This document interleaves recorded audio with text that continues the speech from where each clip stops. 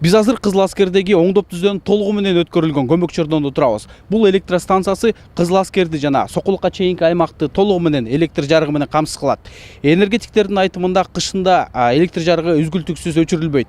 Себеби электр кубаттуулугу 2 эсе күчөтүлгөн. Подстанциянын жаңыртылган жабдыктары Орусиядан алынып келинген. Бирок курулуш иштерин Кыргызстан толугу менен өз мойнуна алган. Реконструкциянын алкагында станцияга 2 кубаттуулугу жагынан күчтүү көмөк чордон орнотулган. Адистер эми күн сууктаганда электр жарыгы өчүрүлбөйт деген пикирде. Себеби жабдыктардын сапаты баардык талаптарга жооп берет.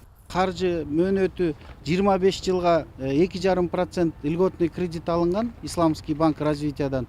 Биздин правительство Кыргызская республиканын правительствосу менен келишими бар. Ошол келишимдин аркасында бизде 3 миллион 600 миң доллар, бул 261 миллион сом менен эсептегенде ошол каржыланды бүгүнкү подстанцияга. Аларча 220 подстанциясынын электр чубалгылары дагы тартылууда. Бүгүнкү күнү 18,8 чакырым электр линиялары тартылып бүттү. Курулуш иштер жаздан бери жүргүзүлүүдө. Бүгүнкү күнү ишти толугу менен бүткөрүүгө бир аз эле убакыт калды. Айта кетсек, бул линиялар Татка-Кемин подстанциясынын чубалгыларына барып кошулат. Аларча подстанциясына бир ячейка коюп включатель коюлат.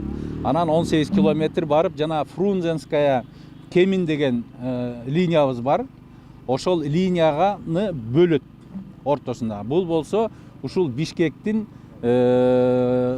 электр керектөөчүлөрүн баягы надежный электроснабжение кылыш үчүн ушундай проект жасалат. Бул тартылып жаткан электр чубалгылары сапаты жагынан биринчи категорияга кирет. Мындай линиялар буга чейин деле өлкөдө колдонулуп келген. Адистердин айтымында бул подстанциялардын курулушу менен электр колдонуучуларга көптөгөн ыңгайлуу шарттар жаралат.